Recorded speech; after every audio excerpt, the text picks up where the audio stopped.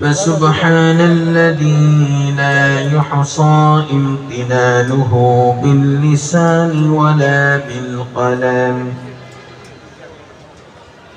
ونشهد أن لا إله إلا الله وحده لا شريك له ولا نذير له ولا مثيل له.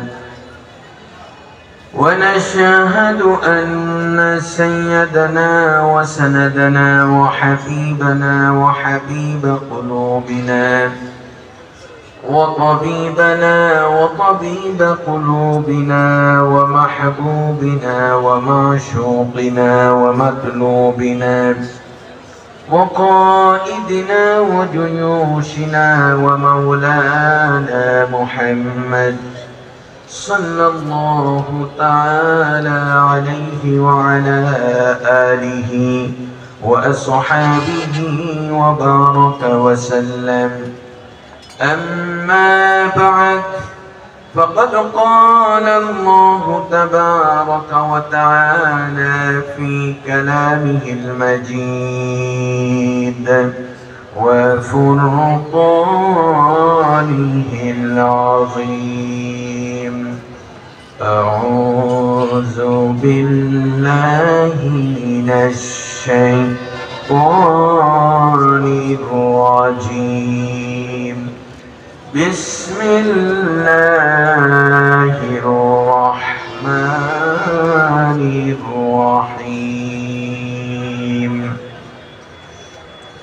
لقد كان لكم في رسول الله أسوة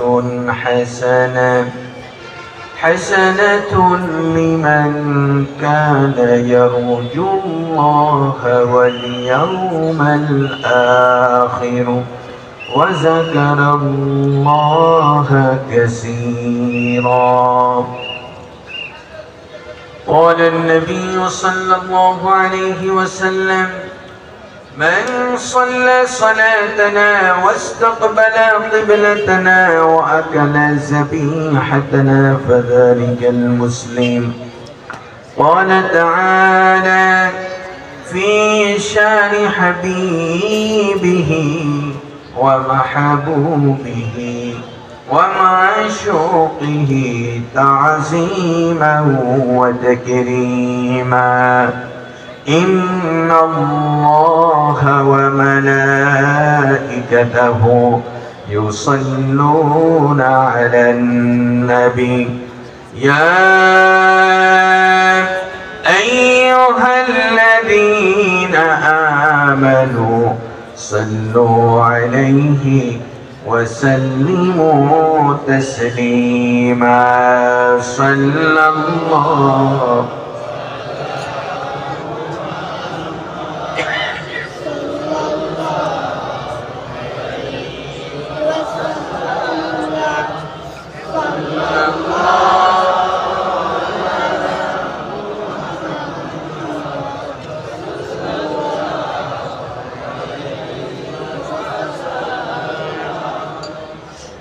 به محبوب سبحان به ممدوح خوبا به شاه الأولاد به تفسير قرآن. صلى الله على صلى الله عليه صلى الله على محمد صلى الله عليه. بلغ العلا بكماله كشف الدجى بجماله حسنت جميع خصاله सल्लल्लाहु अलैहि। ये शान अहमदी का चमन में ज़ोहर है, हर शजर में हर दरख्त में मोहम्मद का नूर है। बलगल उला बिकमालिही कशफत दुजा बिजमालिही हसनत जमीउ खिसालिही सल्लु अलैहि। अल्लाहुम्मा सल्ली व सल्लिम व बारिक अलैहि। ভারত মহাদেশের ঐতিহ্যবাহী শ্রেষ্ঠতম দরবার সরসিনা শরীফের আমির শরিয়াত, আমির তরিকত, আমির হিজবুল্লাহ হযরত মাওলানা মুহিবুল্লাহ রহমতুল্লাহ আলাইহির ইসালে সাহাব ওয়াজ ওয়াল মাহফিলের আজকে এই গাজীপুরের উপকণ্ঠে বাংলাদেশ জমিয়ত হিজবুল্লাহর যুব হিজবুল্লাহ ছাত্র হিজবুল্লাহর আয়োজনে এই পবিত্র ইসালে সাহাব মাহফিলের প্রধান অতিথি, প্রধান মেহমান, ঐতিহ্যবাহী সরসিনা শরীফের মুজাদ্দিদে জামান কুতুবুল আলম বর্তমান হযরত পীর সাহেব হুজুর কিবলা মাদ্দাজিল্লাহুল আলী সঙ্গে সঙ্গে ওই অবস্থার মধ্যে বলে আমি মিথ্যা কথা বলবো না, কই তাই নাকি? হ্যাঁ। রাসূল হাত বাড়ালেন, হাতটা ধরে সাথে সাথে চোখের পানি ছেড়ে দিয়ে মুসলমান হয়ে গেলেন। আমার নবীর হাতে ধরে মুসলমান হয়েছে, এটা কি হাদিসে আছে কি নাই? এটাই হলো মুসলমান হওয়া, বায়াত হওয়া। আমাদের দেশে বায়াত বললে অনেকে চিন্তা করে পীরের হাতে বায়াত পাওয়া লাগবে কিতে। রাসূলের হাতে কি সাহাবীরা বায়াত হয় না? রাসূল বললেন কেন হয়েছে? বিশ্বাস হয় আপনাদের? জিহাদের উপরে বায়াত হয়েছে। আমি সত্যের উপরে অটল থাকবো, আমি মিথ্যা কথা বলবো না, সমাজে কোনোদিন খারাপ কাজ করবো না, অন্যায় করবো না, মানুষের মাথায় কখনো বাড়ি দেব না, টেন্ডারবাজি করতে গিয়ে মানুষের সম্পদ লুণ্ঠন করবো না। আজকে সেই কথাগুলির উপরে সাহাবায়ে কেরাম রাসূলের হাতে হাত দিয়ে বায়াত হতেন। কি বলেন ঠিক কিনা? আরো জোরে বলেন ঠিক কিনা?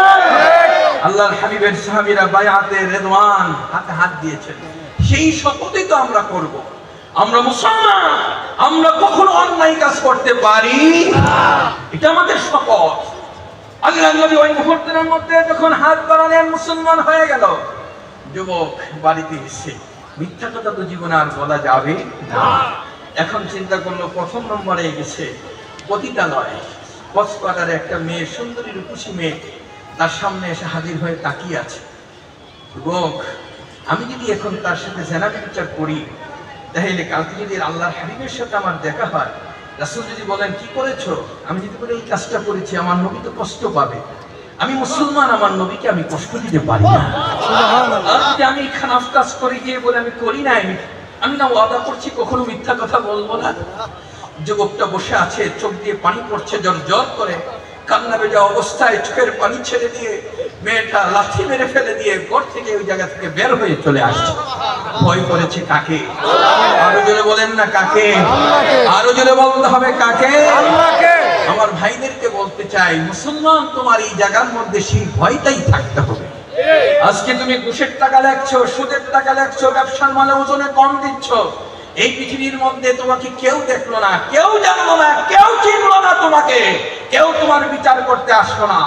একজনের মাথায় আঘাত করেছো, গুলি করেছো, পৃথিবীর কোন আদালতে তোমার বিচার হয় নাই। আসো, আজকে তোমার আদালত হলো এই জায়গায়। এই জায়গাতে তুমি প্রশ্ন করে বসবে, সাথে সাথে তোমার রেজাল্টটা তুমি পেয়ে যাবে। কি বিশ্বাস হয় আপনাদের?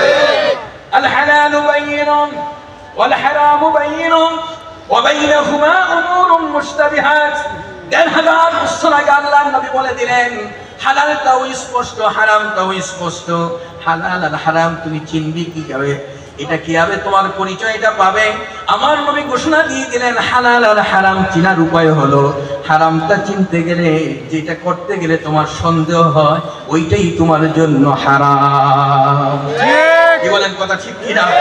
তাই হারাম যে কাজটা করতে গেলে সন্দেহ হয়। এখন আপনি চুরি করেছেন, চুরির টাকা দিয়ে খাইতেছেন, মজা লাগতেছে। ঘুষের টাকা দিয়ে খাইতেছেন, সুদের টাকা দিয়ে খাইতেছেন, ব্যবসা বাণিজ্য ওজনে কম দিয়ে খাইতেছেন, মানুষকে ঠকাইয়া খাইতেছেন, পৃথিবীর কোনো আদালতে বিচার নাই, আপনার এই জায়গাটাতে আপনি বিচার দেন, দেখবেন সাথে সাথে রেজাল্টটা পেয়ে যাবে। এটা কখনো তোমার বিপক্ষে তোমার পক্ষে কথা বলবে না, সে তোমার বিপক্ষে চলে যাবে। এটা হলো আমার এই দেহের মধ্যে এমন একটা জায়গা, এমন একটা রাডার আল্লাহ দিয়েছে। এই জন্য হাদিস শরীফের মধ্যে আসছে, হাদিসে বলছে আলা ইন্না ফিল জাসাদি লামুদগাতান ইযা সালুহাত সালুহাল জাসাদু কুল্লু ওয়া ইযা ফাসাদাত ফাসাদাল জাসাদু কুল্লু আলা ওয়া হিয়াল কলব। যারা বলেন না সুবহানাল্লাহ। পুরো বডিটার মধ্যে এমন একটা রাজধানী আছে, এমন একটা জায়গা আছে, এটা যদি সুস্থ থাকে পুরো দেহটা সুস্থ থাকবে, আর এটা যদি খারাপ হয় পুরো বডিটা কি হয়ে যাবে? খারাপ হয়ে যাবে। এই বডিটাকে ঠিক রাখার জন্য তোমার এই জায়গাটাকে ঠিক করতে হবে। এই জায়গাটা ঠিক করার যে রাডারটা আরেক পাওয়ারফুল রাডারের সাথে তোমাকে সংযোজন করে এইটাকে ঠিক করতে হবে, এছাড়া ঠিক হবে না। কি বলেন, কথা ঠিক না? ঠিক। এই জন্য আমরা মাগরিবের পরে জিকিরের নিয়ত করছি। অনেকে বলবেন হুজুর পীরের নামে আবার নিয়ত করা লাগবে কি? এটাই হলো আপনার এই রূপটাই, আমার এই জায়গাটাকে ঠিক করার জন্য এই নিয়তটা করা হয়েছে। আমি আমার কালবের দিকে মুতাওয়াজ্জিহ আছি। আমার কাল হযরত পীর সাহেব হুজুর কিবলার কালবের উসিলা, তার কলটাকে আমি ভালো মনে করেছি, আল্লাহওয়ালা মনে করেছি। তার কল আমার নবীর দিকে আমি ঘুরাইয়া দিলাম। মদিনার সাথে তোমার যোগাযোগ হয়ে গেল। এখানে বসে আছো, চক্ষু বন্ধ করবে, মদিনার কামলিওয়ালার সাথে তোমার দিদার হয়ে যাবে। কি বিশ্বাস হয় আপনাদের? হাজার হাজার প্রমাণ সারসিনা দরবারে। আমি তো গুনাহগার মানুষ, আপনাদেরকে বলি এই সারসিনা দরবারে এমনও মানুষ আছে কখনো বসে থাকি রাসূলের সাথে বারবার জিয়ারত, চোখের পানি ফেলতেছে আর কাঁদতেছে। আমার নবী বলে তুমি আসো, এসে জিয়ারত করে আবার যায়, আবার আসে আবার যায়। কেমন মানুষ, কেমন মানুষ! এ তো মদিনার পাগল সব। এই মদিনার সব আলামত তারা দেখে। জোরে বলেন না সুবহানাল্লাহ। সুবহানাল্লাহ। মুজাদ্দিদে জামান শাহ আবু জাফর সাদিক রাহমাতুল্লাহ আলাইহি তার জীবনে হাজার হাজার ঘটনা আসছে।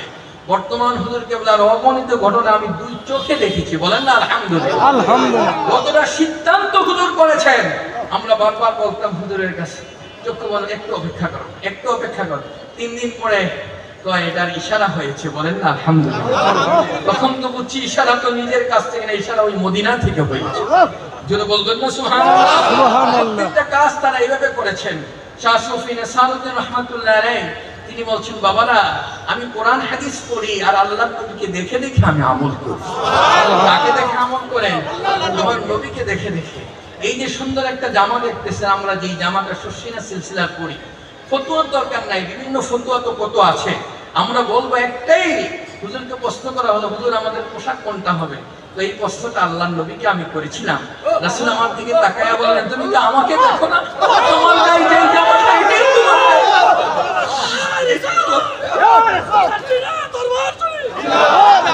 এটাই তোমার গায়ের জামা। আজকে আমি সারা বাংলাদেশ নয়, সেই ভারতে গিয়ে গুয়াহাটি, ত্রিপুরা, দিল্লি, সেখানে গিয়ে সব জায়গায় গিয়ে আজকে বুক ফুলিয়ে বলেছি, একটা হাদিস দেখাবে আল্লাহর নবীর জীবনে একটা কাটা পাঞ্জাবি পড়েছে। আজ পর্যন্ত কেউ বুক ফুলিয়ে কথা বলে নাই। বললেন তো মুরব্বি পড়ছে, অমুকে পড়ছে, সমুকে পড়ছে।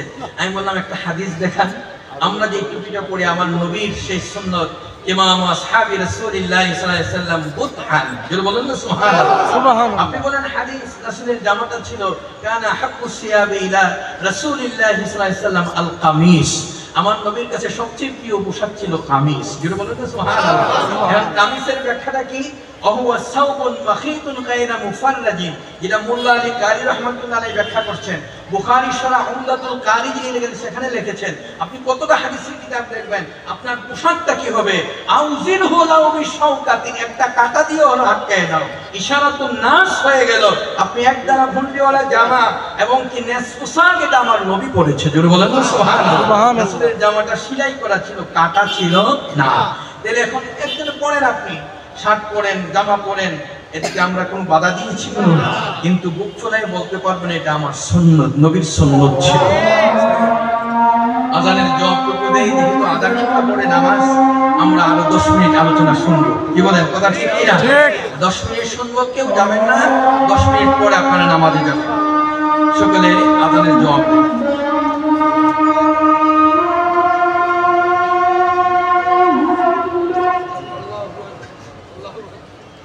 ولا